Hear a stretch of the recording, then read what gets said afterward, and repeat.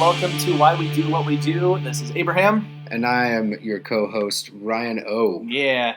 And so today we are tackling an issue that is probably close to some of your hearts and your fingers and your hair, which is a habit reversal.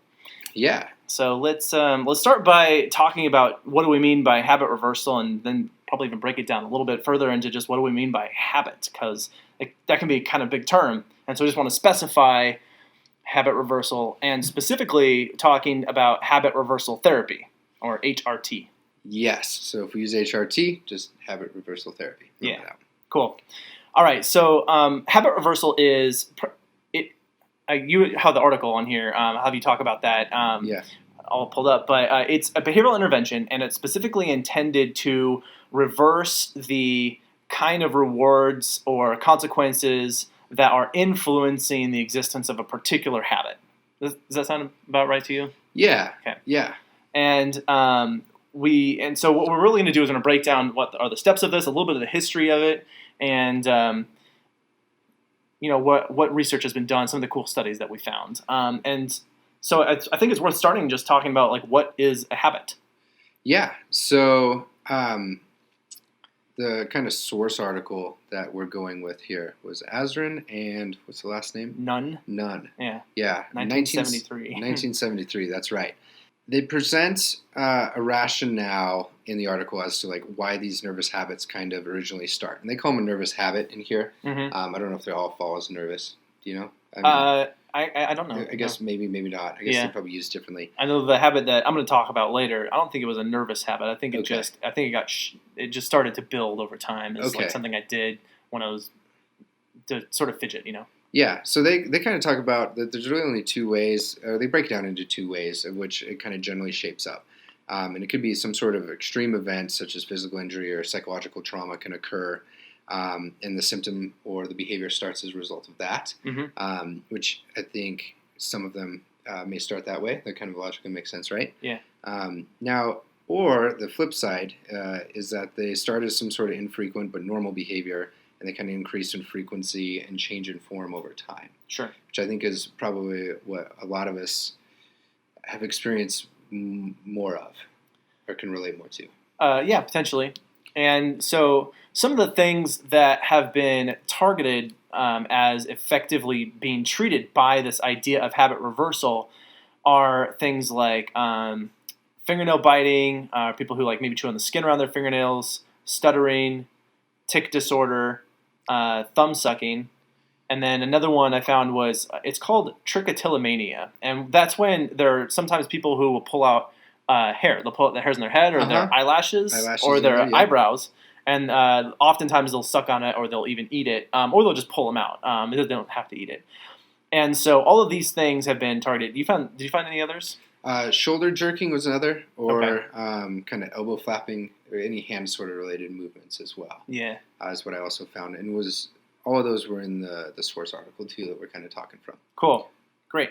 And I think a lot of people will find that they even do weird little movements throughout the day. People who maybe scratch a lot or something like that. That these.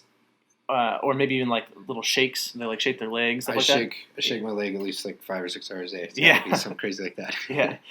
So I think all of those could potentially fall in the category of things that would be effectively treated with this habit reversal therapy. Yeah. But those ones that we listed are the primary ones for which there's like some good research behind it and all. Yeah.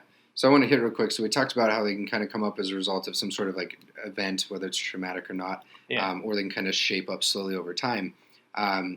What they kind of define it as, and what I like about it is to kind of understand like when it becomes a habit is that it's either in some sort of unusual form, like after that event's already happened or as it shapes up, or its frequency has been altered, like its frequency increases. Mm-hmm. So it's not something that just happens, a few times, but that frequency increases as well. So that's kind of the two main parts there. Okay.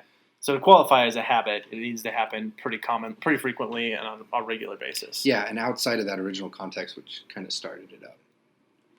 Some of the things that we'll get into some of the steps of what habit reversal sort of looks like, and then especially kind of how it works. But I wanted to speak to, I looked at a few articles that I found on this, and one really great one, they did a review of research that's been done on habit reversal, and was specifically with the trichotillomania or the hair pulling that I mentioned. Okay. And what they found was across these studies, there was a 99% reduction, which is crazy high for people who were engaging or doing this trichotillomania thing, or this hair pulling thing, a 99% reduction in the group that had the habit reversal.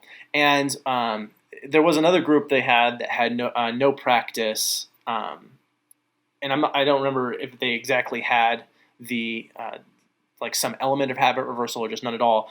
They had about a 50% reduction in their, maybe a little more than that. But what's really cool in this experiment group, the one that had the habit reversal therapy, was that when they went back and checked almost 2 years later and still had a completely suppressed version or suppressed levels of this trichotillomania. Yeah. The original article that I read, they had 12 clients included. What was really cool is they took, I believe the range was somewhere, don't quote me exactly, but from like 6 years old to 63 or something like that. Cool. They had obviously education levels that varied as well, up to a master's level student at the time. And of the 12, virtually almost all of them, they said, was eliminated in the first day of this treatment. Wow. And their follow-up, they had 11 of the clients successfully follow up at their criteria. The one that didn't follow up was not running the procedures as described. So it made sense as to why. So for everyone that was running the procedures, it was there. So it was a little better than 99%. It was actually 100. Wow. If you look at it that way. That's great. Right? That's very impressive. Yeah. Hard to find. You know, and I know the study I looked at was a randomized control trial, had something like 500 participants or something but that was a lot of them. Like there was actually a whole bunch of these studies I found where they were mostly reporting pretty similar results. Yeah. So it seems to be, and the evidence is really there. Like this is like one of the most effective therapies that you can use for for habit reversal. Yeah, and the study I was looking at, the original one, was on like a single subject design too, so they kind of looked at both levels. So cool. So we have different even study designs. They all show in the same thing. Yep. That's awesome. Yep. Another thing I looked at was they compared. There were some drugs that they looked at. I'm going to try and pronounce this. Clomipramine, I think, or clomipramine maybe. Those were prescribed drugs to try and handle the tic or the behavior or whatever the habit was that they were trying to reduce. And what they found was that they had three groups. There was the habit reversal therapy group, there was the clomipramine drug group, and then there was a placebo group. And we haven't talked about placebos on here, but basically what that means is it was a false drug that they gave them. It didn't do anything. Yeah. But the person who was taking it didn't know that. And so that way they could compare if doing something that was like a misleading drug versus one that was supposed to be effective. If the effective one was really effective, it should outperform the one that was pretend. And we'll have to do, I think, maybe a more in-depth description of what placebo is. Yeah, we'll do an episode on that. But what they found was that that drug, the clomipramine, I keep trying to say it, I'm not getting any closer, was just as effective as the placebo, which means that it was really no more effective than just telling someone, like, this will cure you, and then handing them a bottle of snake oil. Yeah. But the habit reversal therapy was vastly outperformed those, again, with those huge reductions in the rates that they saw. Yeah, and that was one of the theoretical views that Azrin and Nunn included as well. They were looking at, it was essentially the same thing. Cool. They said that some folks tried looking at it through using tranquilizing or relaxant drugs. Right. Is what they used. And like, oh, you have a bad stutter? Here's some morphine. Yeah. Just go to sleep. Yeah, well, the idea was that it was a result of tension, so that the tension was essentially the mechanism that was causing this sort of habit. So that's why they went with that sort of route. Yeah, it was interesting. So that, I guess that brings up a good point that when we're talking about like a tic disorder, and stuttering and stuff like that, these involve usually very simple, very fast motor movements. It'll be like a really fast twitch or a jerk or something like that. Oh, I actually saw another one. They did look at this for Tourette syndrome as well. Okay. There was some research indicating that this could be effective for individuals with Tourette syndrome, specifically with because Tourette's actually does not always show up as swearing. I feel that's pretty uncommon, but can show up as other types of tics. And so like there can be eye twitches or mouth twitches or things like that. And so the habit reversal there's been some really good research showing it being basically just as effective as these other things. And those can be really disruptive for people. Like you don't want to go out and talk to people because you're afraid you're gonna, do one of these things that there are these weird little twitches that can happen. Yeah. And so, it's pretty interesting. Some of those things that I found in the research really showed like this is basically the most effective thing. And actually, I'm a little bit peripherally aware of some research that's looked at like there really isn't a good treatment for Tourette. Like there's almost nothing that you can do to treat Tourette syndrome. So this has been a pretty helpful intervention for people who suffer from that. Yeah. Yeah, I've not practically been involved in any Tourette cases. Oh, I think I have indirectly. Actually, I know for a fact that I'm working with an individual now who has a Tourette syndrome, but a Tourette syndrome. Tourette syndrome. It's not like you get a variety of them. But what's interesting too in Tourette is that the form of the twitch that they have can actually change sort of over the course of time. And so it can move from different body parts and it can be more or less severe. One more thing. So I think we want to get into pretty quick here what the steps are for habit reversal. We've been telling you how great it is all this time and not how to do it. One thing I want to touch on real quick before we go is one of the other things that is great about this, besides the fact that it's really effective, is that this actually doesn't require very much in terms of needing a therapist to actually be there. Like you want some training and stuff like that, but once you have the tools, you can just kind of do this on your own and follow the steps. Yeah, having a support network can easily help you with this sort of thing. Yeah, absolutely. I mean, family, friends, coworkers, anyone like that, including your support network. I always define support network real quick as anyone who's there that you can trust to help you out. Sure. Cool. Yeah. And so, the individual can really take a lot of control, and then they're spending less time, with a therapist. They're spending less money having to see a therapist. Once they've got this tool, they know how to use it. Then it helps them. And a good therapist really should teach them, like, if something were to come up and there's something new you're dealing with, how do you go about approaching that? So it's not just like, how do you deal with this one thing right now? How do you approach this in the future? Yes. And it's, relatively, fast and easy. I don't think, we're going to go over the steps of it here. Don't expect that you'll be able to walk away from this and be, have every tool that you need and you'll be perfectly successful. It's probably still best to get like some really good practice with a trained professional who can troubleshoot and really go over anything that comes up for you specifically. Yeah, it's pretty close to what I call a behavioral technology. So it's kind of packaged in a way. Right. It's a little plug for a future episode we're going to dive into as well. That's right. So what are the steps? You actually, in the original article, they had a bunch of steps. I don't think that those are always included in the current version of this. So what did you find for the steps of this? Yeah, so we're definitely going to include this in the notes, the show notes. Okay. Because it is just so succinct. Like when I was doing the research beforehand, I was diving into this like the article, and I was like, oh, that's nice, and I just basically copy and pasted it all over and reread it. Yeah. Like from my notes myself. It's almost like a clickbait headline. Five ways to stop your terrible habits. Yeah. If there's clickbait back then, it would have been killer. Well, maybe we should just title the episode that 5 ways to stop your terrible habit. Yeah.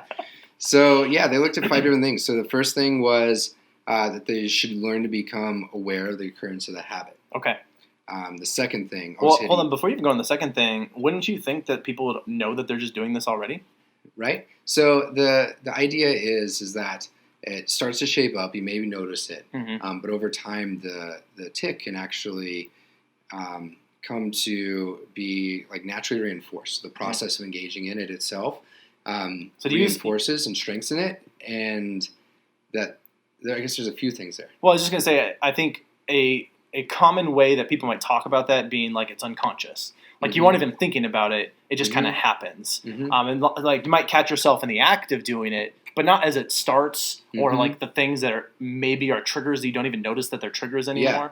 So anyway, sorry. Dan. Yeah, and there's also the social component. So oftentimes you can actually have a switch to where people are actually kind of empathizing for you for this sort of disorder.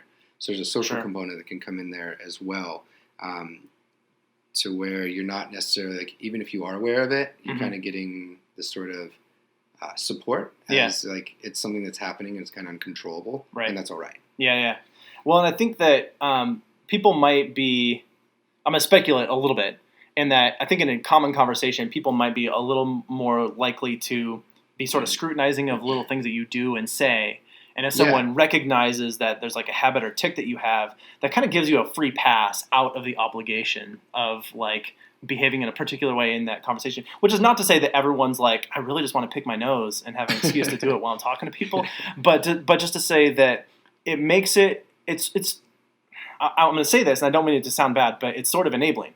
And that because the person is no longer under those kind of social obligations, that they recognize it, it just goes, again, into the sort of unconscious, I'm not paying attention to the fact that it's happening sort of level. Mm-hmm. Could be part of it. Yeah, cool. So that's the first part. So step one, awareness training. Awareness training, yes. Yep. Now, step two, as I said, each habit movement should be interrupted, so it's no longer part of the kind of chain of the normal things that are occurring. Okay, so like the sequence of behaviors that you're engaging in. Yeah, so the same idea of things can kind of be strengthened over time. They can kind of link together. So disrupting that's very important. Okay. Cool. The third one would be a physically competing response. So something that actually competes with what you're already doing. Okay. So those, maybe we can give some examples. Yeah. How does that sound? I think it's perfect. So I was thinking, going back to this idea of the trichotillomania, the hair pulling thing. So in that one, just look at what the movement is that you're doing. Mm-hmm. And this one, you're using your hands, you're using your fingers specifically. So what would be a competing response or something that's incompatible that you could be doing with your hands that would block hair pulling? Yeah. So one that they kind of used consistently in the original source article was just clenching fists. Mm-hmm. Hard you got like fists, can't really pull. Yeah, right? Yeah, that was the idea, is clenching fists. I think that might be a good first step. I don't know if that's the best long-term solution, but it'd definitely be a place to start. One that's kind of similar to that they did was they focused on grasping objects, which again sounds a little bit weird. So like I'm not just expecting someone to like hold some object and like walk around. Like a medicine ball. I have seen that in practice. And it to be effective, socially it's a little awkward, right? So I've seen it to where like a client or a student was holding water bottles, walk around with water bottles around school. It's not like, I'm really thirsty, different, man. But yeah. Not to mention the form of it was like up towards his chest. Oh, okay. So when you're walking around with 2 water bottles all day, it was very different. But what was cool is it did help immediately kind of like help them out. But something that's a little bit more normal for grasping objects, holding a book, reading, those sort of things, right? That's a great one. Yeah, I think it promotes reading. Yeah. The source article was like so long ago. There's nothing like phones and technology and like that sort of stuff that was around. So this invention brought to you by Stephen King. Yeah, I think there's a lot of opportunities now for anything that's kind of phone based. Interesting side note. I wonder if general things with people's hands, like tick based or habits based on hands, have decreased as a result of technology use. Oh yeah, I don't know. Phones. That's funny. Interesting, trying to kind of look at. Yeah, we have gotten so used to holding phones that like we have a naturally like a built-in competing action. Yeah, that's like, or if they've shifted to like more restless leg syndrome or like leg shaking or something like that kind of moves. So you're saying those things move, right? Yeah. Mm-hmm. Okay. So some other things that I saw in terms of like really modern stuff too is like even having a rubber band that you can play with. People who fidget with toys. And I actually... Those fidget cubes have blown up the past 6 months. Oh, yeah. Have you seen those things? Oh, we have a bunch of kids that I'm working with now who have these things called fidget spinners. And it's just it's just a ball bearing with like things that spin around it, and they just flick them. Yeah. And I'm like, you gave an ADHD kid something to keep them distracted? Yeah. Probably making a 2,000% margin on it or something crazy too. Yeah, but no, actually they're really cool and they're kind of fun, and I'm a super fidgeter, so I kind of want one. But. Yeah, my leg shakes all the time. As I record this episode, if you listen real closely, you might realize that the things kind of shake and then I stop. The floor is shaking the microphone. Yeah. The third one is a physically competing response. Okay. And the goal there is just kind of like get some sort of interference with a habit, kind of stop it momentarily. Now, 2 other things that they talked about is like there could actually be muscle atrophy, so like a decrease in the strength is how I think about that in like the muscles. Okay. And what they can kind of do as a result of not using certain muscles. So over time, this can kind of develop. And from the tick or from the competing response? From the tick. Okay. Or the habit, I guess. It should say tick, because they're not always ticks. Yeah, habits. Sorry, the habit. It could be. It could actually be either. at the end of the day. It's going to be two parts, I guess. Any part of that competing response it needs to be there, but if there's anything that was indirectly weakened as a result of that habit, I don't know specifics here, but I do know that it's very easy for things to become misaligned and out of whack if there is issues in the muscular system. That's kind of big. Yeah, so I guess it was very. So I guess this is outside of my expertise. So what I was getting at is like physical therapy and those sort of professions. I've personally had an issue with my shoulder before that was a result of a weak back muscle. I had no clue it was a back muscle. It was my shoulder was pinching. Sure. Going into a professional, they're like, "Yeah, here's the issue. This is what you need to train." And so that's what I was trying to sidestep around that. Okay. Yeah, bring it in, man. Does that make sense? I think people like specific examples. Yeah. Okay. Does that make more sense? Yeah. Okay. Cool. That does make it much more. Yeah. Okay.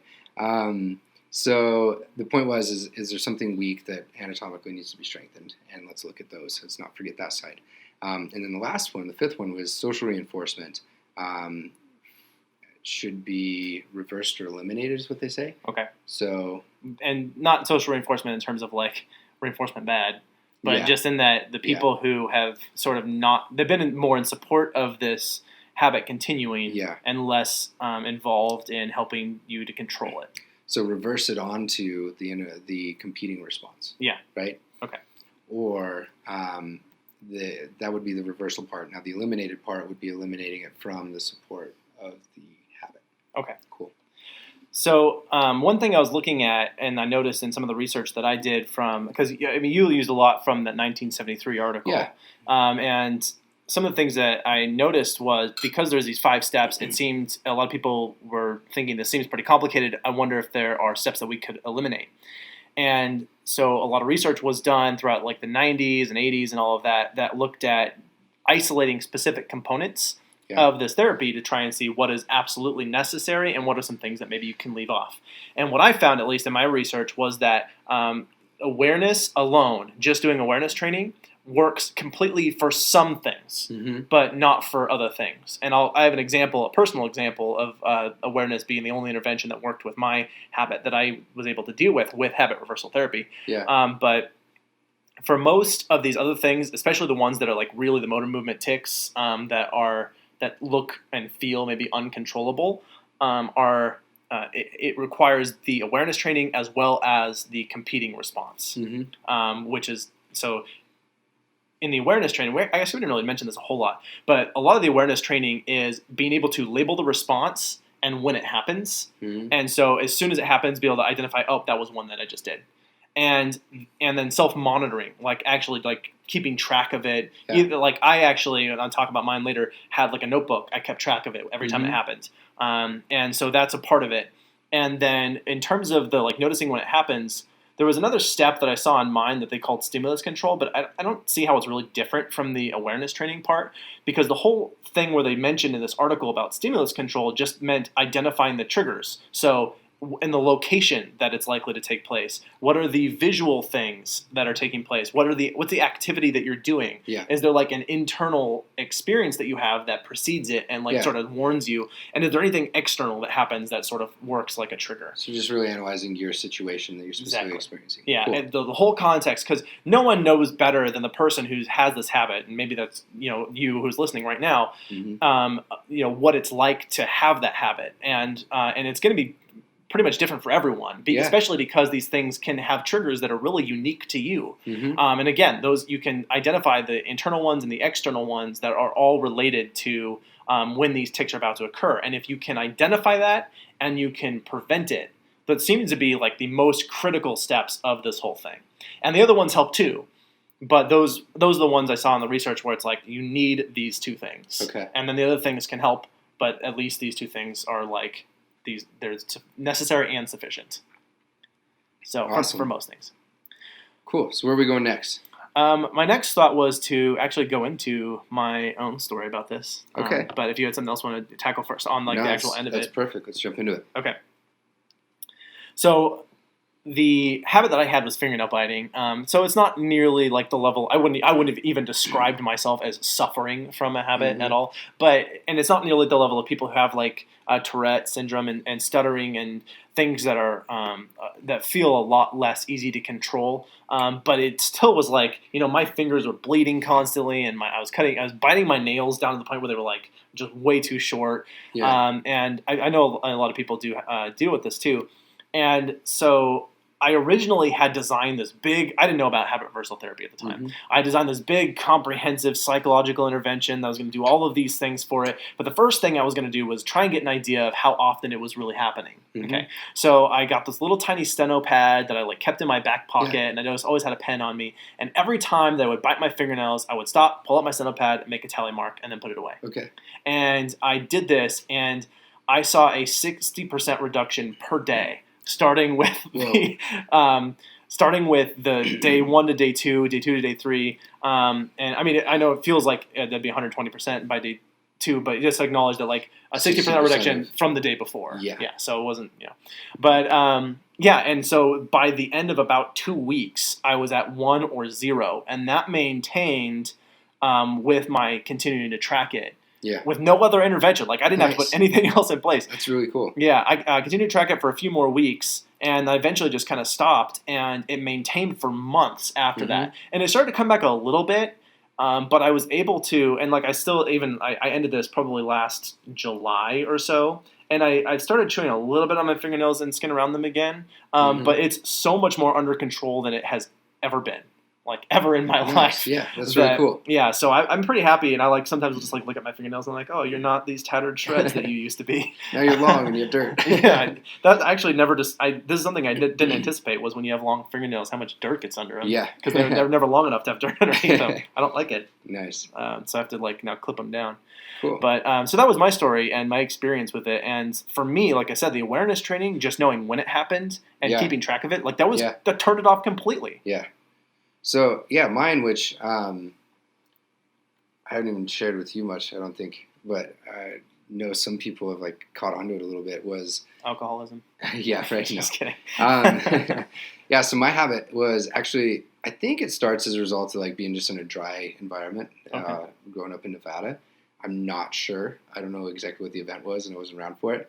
But essentially, my nose gets real dry. And as a result, like, the feeling of kind of, like... touching it, and especially on the sides, kind of produces this like immediate relief from it really quick. But actually, the process of doing that just makes it worse. So I'll go through these bits where I'll just be like all up on touching my nose, and all the time, like meetings, driving, social situations, like I really don't care. I do notice more and more. I've noticed more and more over years. And the biggest thing for me was I didn't ever take data and track it, but I would definitely notice from people pointing it out. It's one of those things I didn't have much social support for. It actually get pointed out every once in a while. A lot of my family would just like, my family actually doesn't point it out too often. It would be other people that I had like recently met or whatnot. So it was through those sort of like social awareness opportunities where I kind of realized. And the biggest thing that helps me is when I'm busy, just consistently busy because I like to do a lot of different things, it'll drop completely. Oh, so that's why you're so busy. Right? Yeah. But so if I have like a couple days around, like most recently I spent a couple days with family. I was busy with them, but I wasn't using my hands on a lot of things. So I'm often on my phone, computer. I do something like 12 hours a day on a phone or computer. It's ridiculous. I love it. I don't think it's an issue for me, honestly. That's great. But I love and it's I want to get into like technology someday from that perspective. I don't know how. This might not be the medium, but I think actually in the class I'm teaching, there was a whole section of a chapter on like how is technology affecting today's youth, sort of thing. Okay, and so maybe it is. Yeah, I think it'd be fun. I think there's some things to unpack in there and address like But that's future. Yeah, so I guess what I was getting at is like I went from a 12-hour day where I'm on the phone or computer and doing stuff and interacting, and then doing other things, driving, going to places, working. To I just had a couple days where I was sitting in a town where I literally had almost no service, and I was doing things that are totally out of my typical daily pattern, and that thing popped right back up. Nice. And well, not nice. Yeah, right.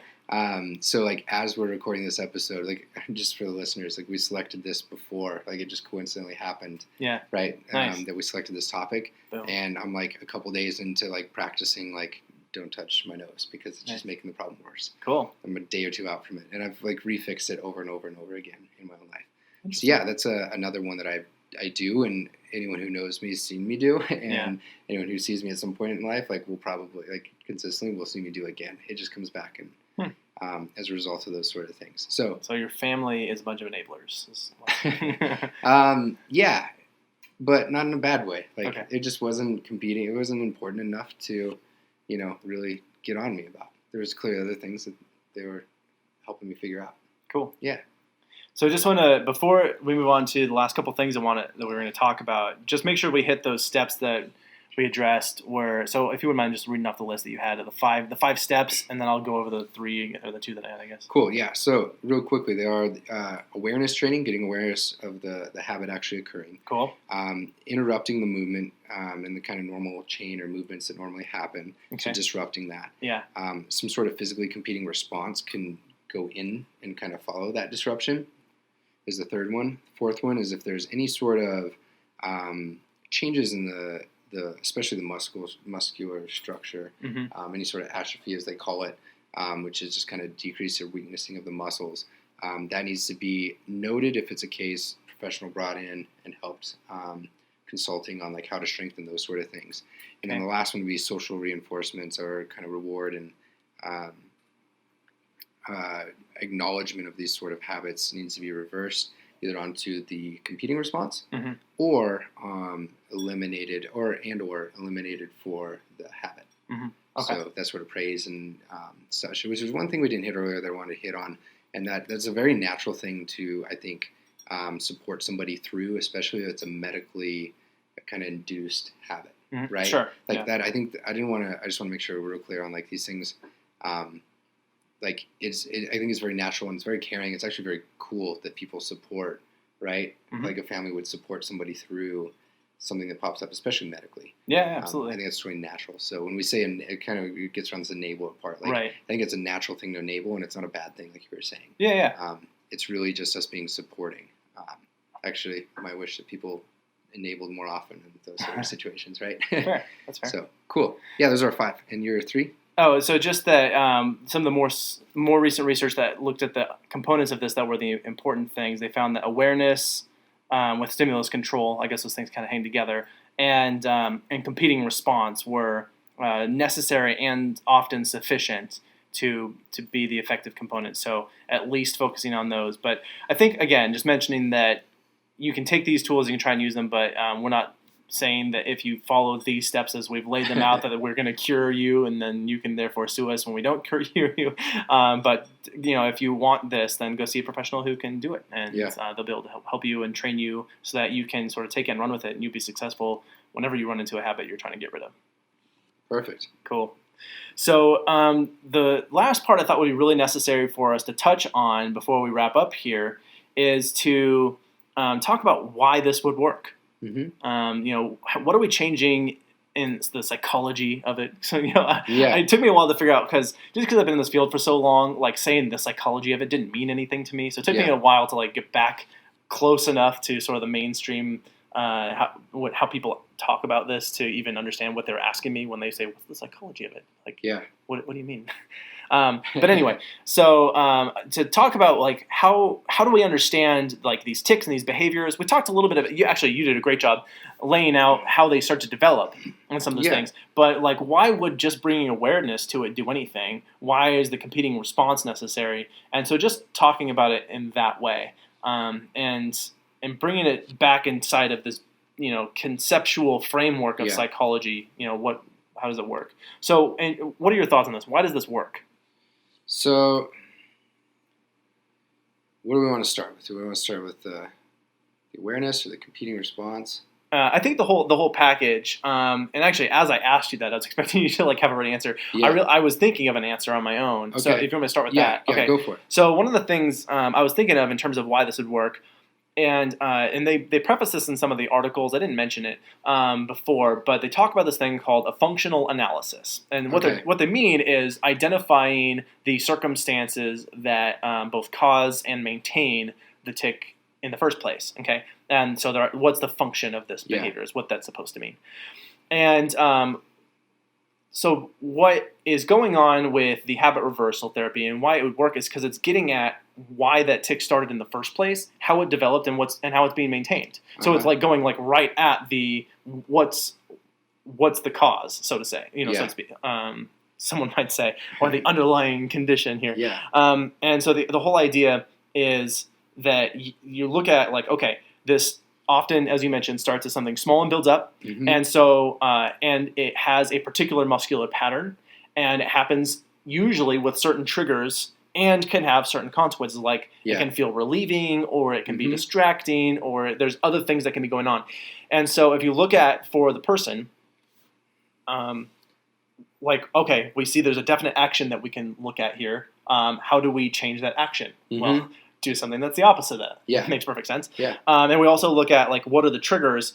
The thing about the triggers, and this is really important, is that they're probably always going to be there. Yep. So what we need to do now is change the effect of those triggers and make it so when they would occasion that habit, that instead we have trained a new way of responding to those triggers. Yep. Does that make sense? Yep. Cool.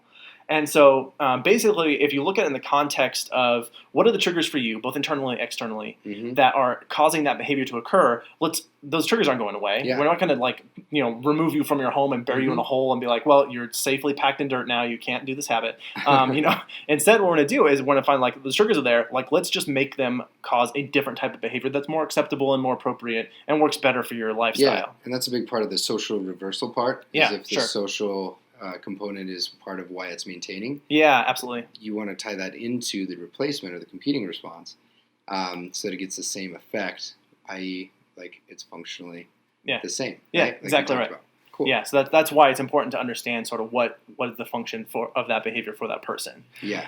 And so this brings up, I think, maybe a little heavier topic of like how does cognition factor into this? And I know you actually found some great stuff on this in terms of like, do we need to get out your thoughts and your impulses? Like, is that where we need to be targeting our intervention? Because I'm sure a lot of people have that thought, and different views of psychology have had that thought. So what did you find on this? Yeah, so going way back into like the 40s, there were some people who look at habits, and they used to be called more tics back then. Okay. So that's why I keep using that. Sorry. No, I mean some of them are tic disorders. So yeah, I think it's fair. Yeah, but yeah, you're right. Habit. Before they really conceptualized and classified a lot of this stuff as well. But they're kind of talking about it as kind of these erotic or aggressive instinctual impulses, which is kind of crazy, right? And they would talk about as they would escape through psychological discharge is how they talk about them. Okay. Yeah. And the kind of treatment from this was really just try to persuade the client that and give them some sort of insight to how to kind of channel these impulses elsewhere. So like, I'm going to talk you out of your Tourette syndrome. Yeah. So it was the basic psychoanalytic approach. Okay. And that hints on, kind of touches back on what we talked about with what is behavior and the kind of cognitive behavioral approach. Well, I was just thinking that as you were saying that this brings up this issue of like, is our mental behavior somehow fundamentally different from the behaviors that like we show where people can observe them? And based on this idea of the functional analysis and looking at what is the entire context in which the behavior occurs, like no, it's not different. Like all of those things are part of the same event. So if you try and put the cause of the behavior onto your behavior, well then what caused that behavior? Like what's the cause of the cause? And instead, it goes into the circle of nothingness because your answer is always the same as your problem. Yeah. And so I don't know. It's that circular reasoning that we talked about in that issue, that episode we did, and it's like it doesn't explain anything. Yeah. And furthermore, it's like I can't change your impulses because I don't know where they are. I don't know how they get there, and I don't think it's ever really actually been effective to talk someone out of their problem they're dealing with in terms of like a tic motor disorder. Yeah, and that kind of leads into the other approach was looking at it and kind of conceptualizing it as this sort of tension that is occurring. Okay. And that's where they had the two types. I alluded to one of them where they looked at kind of tranquilizing drugs as an approach towards it. But found that wasn't effective, right? I mean, it might be temporarily while you're sedated. Yeah, it was a treatment, but it wasn't a systemic fix. It wasn't a 99%. Right, yeah, sure. Right? As effective as a bat to the back of the head. Yeah. The meta-analyses on these, kind of looking at all the different research, showed that the one that we've been talking about today is the one that works the best. Okay. Hands down. So it's not, and this one actually, I think this makes more conceptual sense looking at it in terms of like, there are clearly muscle movements that are going on. They're usually jerky and they're fast, and like there involves a tension of the muscle. Yes. So like, let's go after the tensing muscle, which I mean that makes more conceptual sense to me. I think the problem that it has is that's a little too narrow. And it just doesn't focus on all the components of what's going on. And one other way they kind of approached that too was looking at can we have them negatively practice it, so repeat it over and over again. Oh yeah. And see how that would work. Which the idea was it would reduce the tension, and there could be some byproducts as to why that might work. Yeah. But at the end of the day, if that's also tying in the reward or the reinforcer of the situation, right? Right. Now we've just kind of strengthened it, or at least maintained it. Well, right? then behaviors that you practice more, you do more usually. Yeah. So like if those muscles were already strong and maybe stronger than they need to be because you do them so much because of this habit, then it's like you're just making them all the more stronger. It reminds me of the like Bobo doll experiment where it's like, maybe it wasn't Bobo doll, but it was something where it was like, go get out your aggression and beat up this dummy. Yeah. And so like those kids were even more aggressive afterwards, and like you just taught them how to punch better. Like you weren't getting rid of it. Yeah.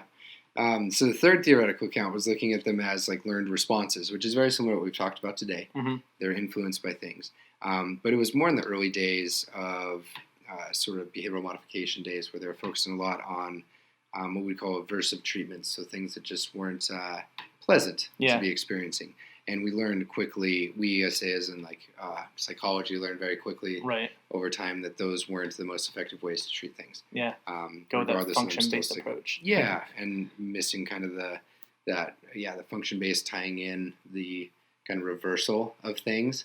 And then what I mean by that is like you need to, when we're talking about the reversal of habits, like tying in the social reinforcement for that they were getting, whatever they were getting for the original habit for the competing response. I gotcha. So that part, so that kind of is what led Azrin and Nunn to their sort of approach to looking at what habits we've described. And there was another author that you had mentioned by the name of Golddiamond who dealt with stuttering specifically. Yeah, so Golddiamond, I need to figure out a way that we can really dive into his work and figure out where it kind of fits. He was an amazing guy, and I only really want to bring him up. He did a lot of work in here, but a lot of his work just wasn't perpetually kind of carried out and like shown. It's unfortunate because I've definitely seen how effective some of it was when he used it. Didn't reach a large audience. Yeah, so this was one of them where it looked like he was getting into my understanding of reading a lot of his stuff is he would kind of get into these arguments, I think theoretically with other folks, and that would kind of fuel. Sounds like my kind of guy. Yeah, and it would fuel where he was going, and so I'm pretty sure this is where this would originate. I can kind of fact check that. But what it was is he was basically showing, the reason I think that is he was showing not only can one kind of work on helping people through these sort of practices, but you can also shape it up. Golddiamond was trying to show that our language can be influenced by consequences, essentially, and like rewards and those sort of things.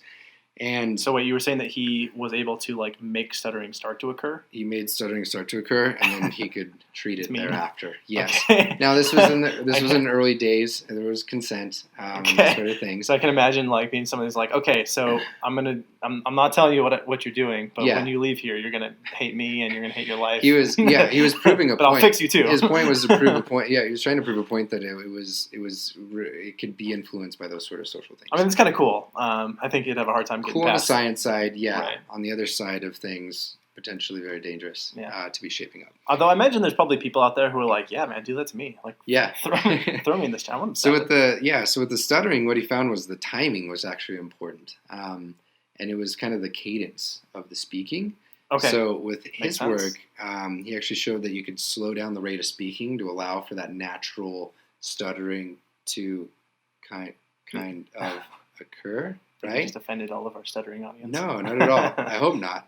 what it is, you slow it down to where that's a part of your natural interaction, right? That makes sense. You'd actually slow down language to that sort of level, and then you work on systematically bringing it back up. When they're doing it without having to deal with the repeated sounds. Yes, exactly. I didn't do that on purpose, by the way. Yeah, that was an accident. And anyone out there who does have those sort of things, like actually a very close colleague of mine up in Canada acknowledges and really supports his stutter, and it's not a thing that he actually wants to work on. Cool. I've known some people, who had stutters that like they were like, "This is just the way I talk," and I have no problem with that. I'm like, I have no problem with it either. That's something that kind of gets that sort of dignity we should hit someday on like the psychological perspective of dignity, because there's been a lot of people trying to say like, oh, X should be, or this behavior should be treated by X or whatnot, and that's not how the world goes. That's not how we should be approached, and that's not how any of my practices. Sure. Do you want to work on it? Right. That should be the first thing. I completely agree. Except for very certain circumstances of dangerous life situations and whatnot, those things change. But so Gold Diamond, we'll definitely be able to include some of his work that's publicly accessible in the show notes. Okay. And he's not an easy person to read and jump into, but it's there. Cool. Okay, so before we wrap up, I think I just wanted to just come back to this idea of what we're talking about. How does this fit inside of the psychological framework? How do we understand this in terms of psychology? Yeah. And the last thing I'm sure that probably some people are wondering about is how does this relate to the brain? And although I didn't specifically do any research on what the neurological aspects of this, I wanted to approach it. I didn't really plan to, because I wanted to approach it from this conceptual angle, which is like, in general, how does the brain tie in with behaviors that we do? Mm-hmm. And, I think we talked about this before. Yeah. Because the brain is part of everything that we do. Like, without it, we're never doing anything without the use of our brain. Actually, I had to correct someone on this, where they're like, sometimes the brain is involved and sometimes it's not. I'm like, nope, it's 100% involved all the time. Yeah. Like, if you are alive, your brain is involved with what it's doing. Yeah. And that's because it's part of the entire process. All 100% of it, not the 10. Yeah, that's right. That whole fallacy that's out there. Oh, man, I wonder if we should tackle that. I feel like most people know at this point that that's not a real thing. Maybe? I don't know. Yeah. Maybe we'll touch on it when we do more the brain scan, that sort of thing. Yeah. But anyway, so in terms of why would it work? Well, let's imagine that as the brain is involved in everything that you do, it's also then involved in this habit. Mm-hmm. And the more that you do something, the more it's going to build the neural connections that exist that are part of the context of that habit and part of the biology of it. Okay? Yeah. So as you recognize those cues and you practice those competing responses, you're literally just creating a new type of connection that's related to those triggers, to those cues, and the context of your brain set up for those what were habits. So, and I think that's probably one of the reasons this endures so well, is you're not tackling it from the one angle of just like, let's pretend that impulses cause this. Like, we're going to go after the impulse part of this. Yeah. It's because, like, by all accounts, these aren't, like, language-based disorders where I'm like, you know what, I feel like I'm going to develop a tic today, and then you, like, talk yourself into it. Yeah. These are habits that form over the, with experience and with these triggers and with these life events that take place for most people. And even if they start really, really early on, like, again, the brain is involved. And so going after the elements of this that the brain is going to be involved in are going to be your best way of addressing it systemically. Yeah. And so, again, the brain doesn't explain it because the brain is just a part of it. Like, the other things are part of it. It's sort of like saying, like, the triggers don't even really explain it. They're just a part of the whole circumstance under which it occurs. And so it's important to highlight, I think, that those of you who are interested in understanding, like, is the brain causing this to happen? Well, I mean, kind of knowing yes, because the brain's just a part of this thing. And so it's no more a cause than the triggers are the cause, or the action itself is the cause. It's a part of the variables that all maintain and are part of the shaping process in which it develops. Yep, perfect. Cool. Anything else?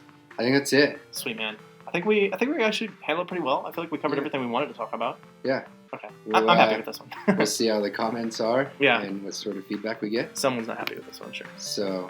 All right, cool. Well, thank you for listening. This has been Why We Do What We Do. Signing off, your host, Abraham. And Ryan O. We'll catch you next time. Thank you. You've been listening to Why We Do What We Do. Why We Do What We Do is supported in part by ABAI's Disseminating Behavior Analysis Special Interest Group and our amazing listeners. If you like what you heard, consider heading to our Patreon account at patreon.com/WWDWWD podcast. Anything helps. and we are continuously lining up perks and merch for our supporters. If you have any comments or questions, we'd love to hear from you. Find us at WWD Podcast on your favorite social media platforms. You can learn more about this and other episodes by going to www.wwdpodcast.com. There, you'll find links as well as detailed and shareable show notes. Why We Do What We Do is Abraham, Ryan O, and Miranda. Artwork and logo design by Andrew Pollock at nogdesigns.com. Video and production assistance from Tyler Brussier with music courtesy of Justin Greenhouse. Brendan Bohr does our episode art. Thanks for listening, and we hope you have an awesome day.